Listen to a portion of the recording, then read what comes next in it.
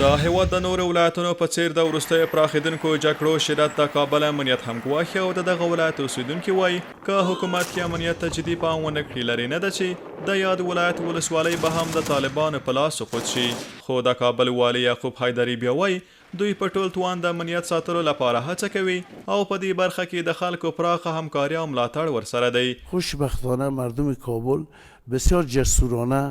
جوانا، دختر خانما،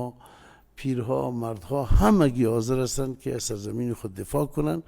و هر کدامش مثل یک سرباز دشمن ستیز و هر خانه مثل یک سنگر آماده دفاع از خود است. یعقوب حیدري نن یوې خبري ناستې ته د خبرو پر مهال وویل سره له دې چې په دې وروستیو کې د کابل امنیتي وضعیت خراب شوی خو دوی د خپلو منظمو پلانونو او د افغان امنیتي او دفاعي ځواکونو د خلکو د ملاتړ په مټ توانېدلې چې دغه وضعیت تر خپل کنټرول لاندې راولي او د طالبانو هغه بریدونه په شا وتنبوي چې غوښتل یې د دغه ولایت ځینې ولسوالۍ لاندې کړي.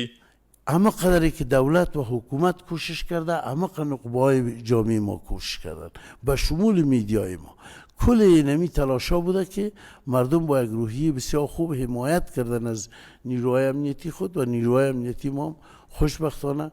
که اینمی فخر ما داریم که قهرمانانه استادگی کردن. نوموړي د خپلو خبرو پر مهال زیاته کړه چې دوی په غیر قانوني ډول ولسي پاڅون کوونکو ته وسلې نه ورکوي او هغه کسان چې غواړي له وطن څخه د ساتلو په موخه وسله واخلي دوی یې په قانوني ډول د افغان امنیتي او دفاعي ځواکونو لیکو ته داخلوي. اداره ولایت کابل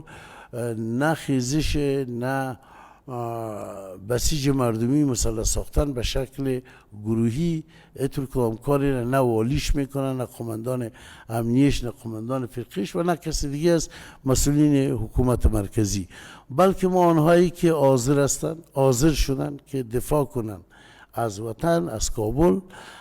ما واره در اردوی منطقوی و در پلیس منطقوی تنظیم کردیم. نوموړی زیاتوي چې د یادو کسانو د جلب او جذب لړۍ پیل شوې او تر یو څه زده کړو وروسته به یې عملاً د امنیتي ځواکونو لیکو ته داخل کړي.